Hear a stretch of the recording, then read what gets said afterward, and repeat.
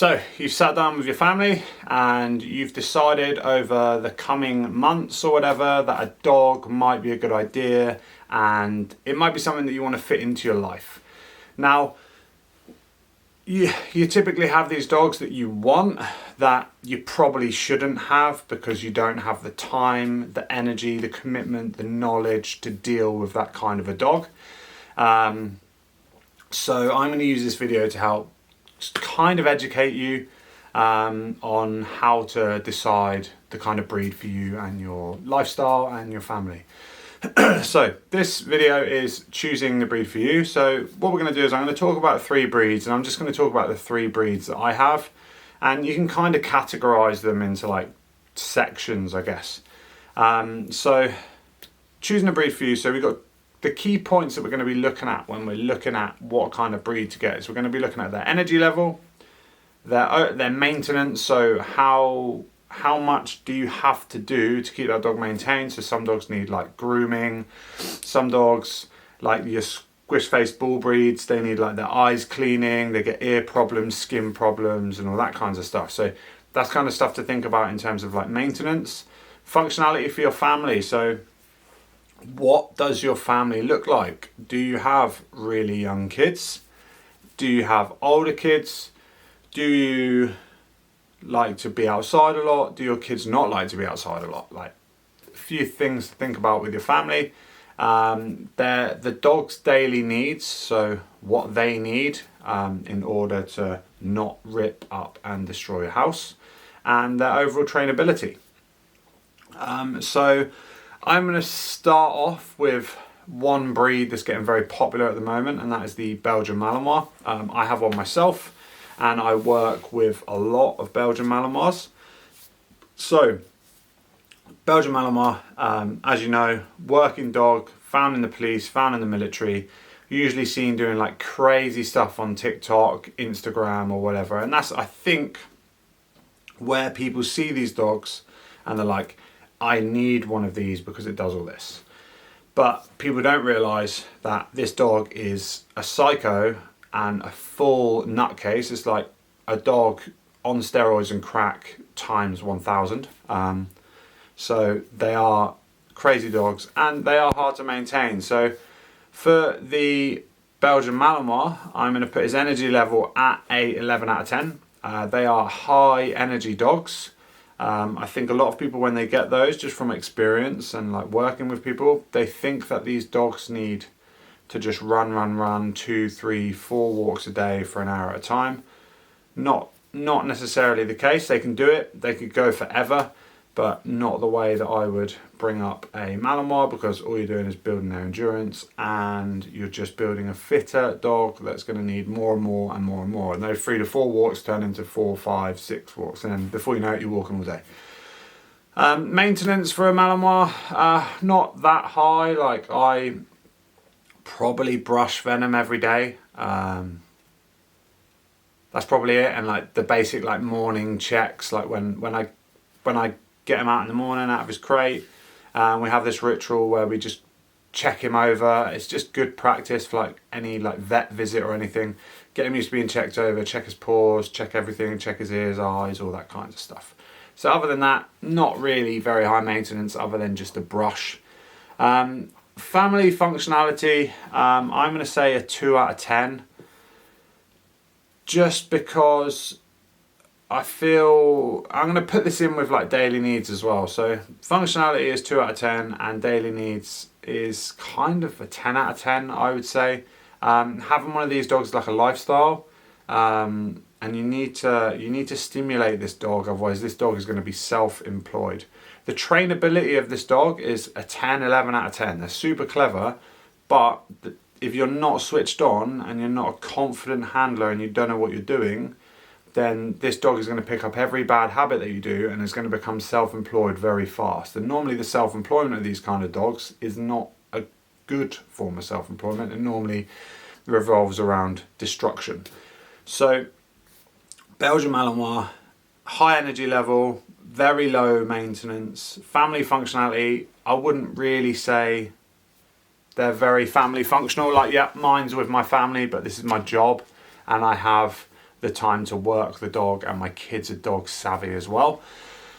Daily needs, yeah, 10 out of 10. Having one of these is like a lifestyle. So you need to be prepared to have multiple play sessions a day. These dogs have genetic needs that need fulfilling. They are bred to bite. So you're going to have some quite physical tug play with them. I feel that you potentially need a certain level of fitness to have this kind of a dog as well. So you can actually like keep up with it.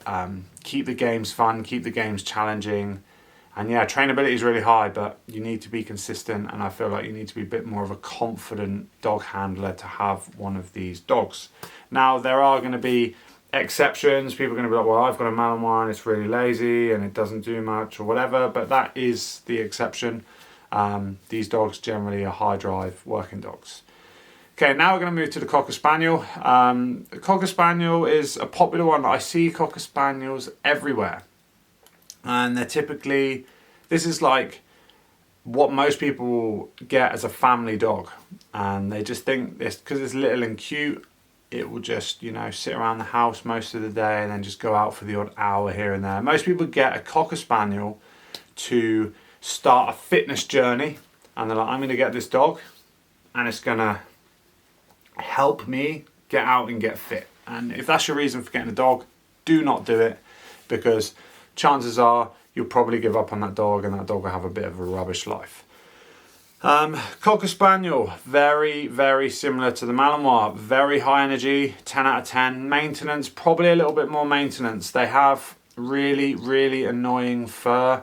So if I let my Spaniel out in the forest or something, he's always got something stuck in his ears. He's always got something caught in his fur. You've got to keep them groomed. You've got to keep them brushed, daily brushing.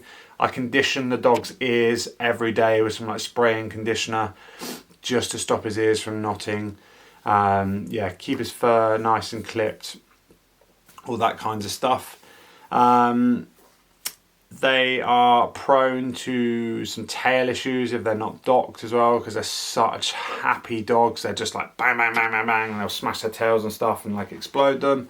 Family functionality, I'm going to put this at maybe a little bit higher than the Malinois, so like a 3 or a 4 out of 10, just because they're small and they're easy to maneuver around, but that doesn't mean they're an easy dog to have.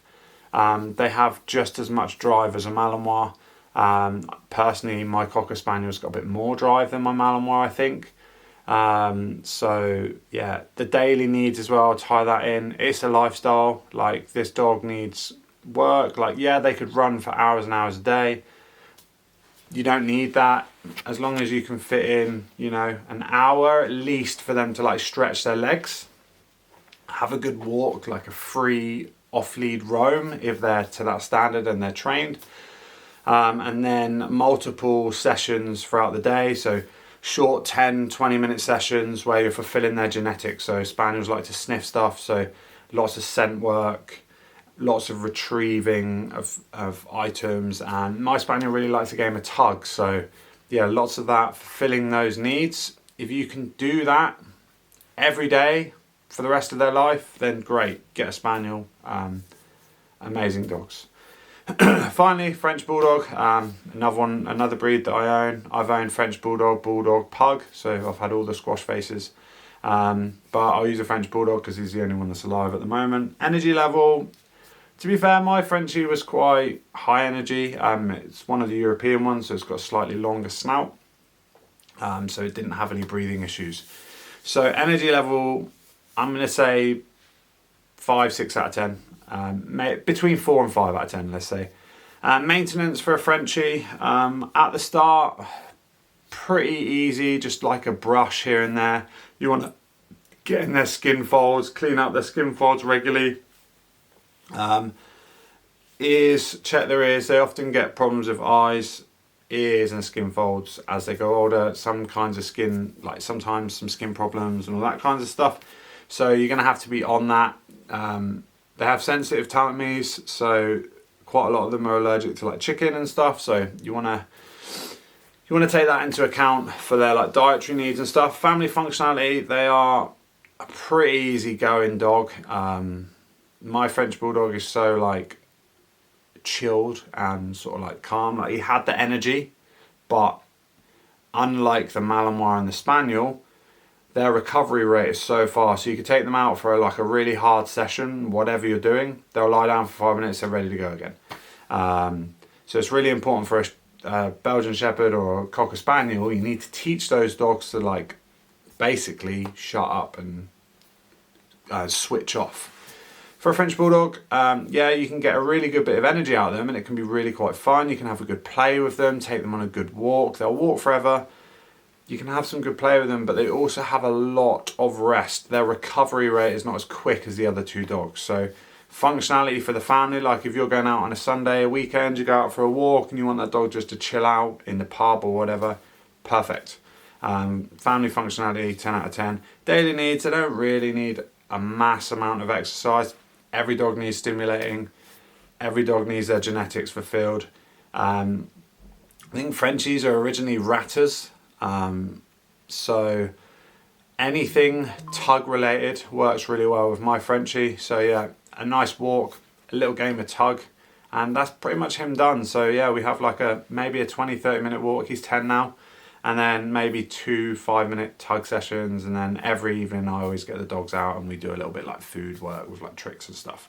So yeah, that's like a brief view of like 3 breeds that I have, and I have like 3 different breeds. So obviously your Belgian Shepherds, they're like German Shepherds on crack. So they're like the pinnacle, very high drive, also big, high energy, nutcases that will become self-employed if you're not 100% on it. Cocker Spaniels, very similar. They're just a little bit smaller and easier to handle. French Bulldogs, pretty chilled. So yeah, look at the dogs in those kinds of categories and think, okay, right, what is going to work best for me? Think carefully what you're getting into. This isn't just like a year, 2 years. This is potentially 10 to 14 years of their life that you're going to have to fulfill these needs. One thing that I strongly suggest, and this is what I did, so I wanted a Belgian Malinois for 7 years. I went around the UK, worked like speaking to people, looking at like their dogs, seeing how they worked, what they did. Just tried to speak to as many people as possible to get like the best picture of what a Malinois would look like for me.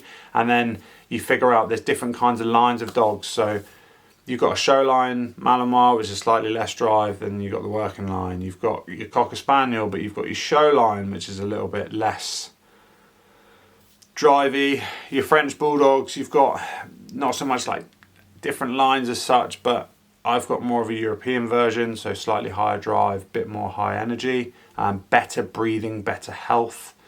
Whereas you've got the ones that they chuck into shows, they've got flatter faces and kind of destroyed, they can't breathe, they sound like they're going to die every footstep.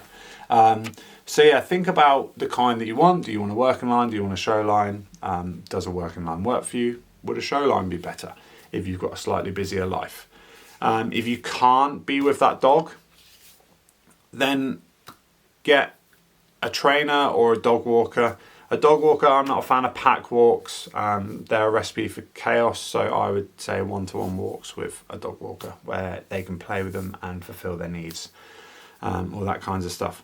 So yeah, and another key point, remember there's always a token lazy high drive dog. So yeah, someone will be like, yeah, I've got a Malinois and he just chills and does nothing all day. I've got a Cocker Spaniel and he's super laid back. Yeah, there are going to be exceptions out there, but most of the time they are nutcases.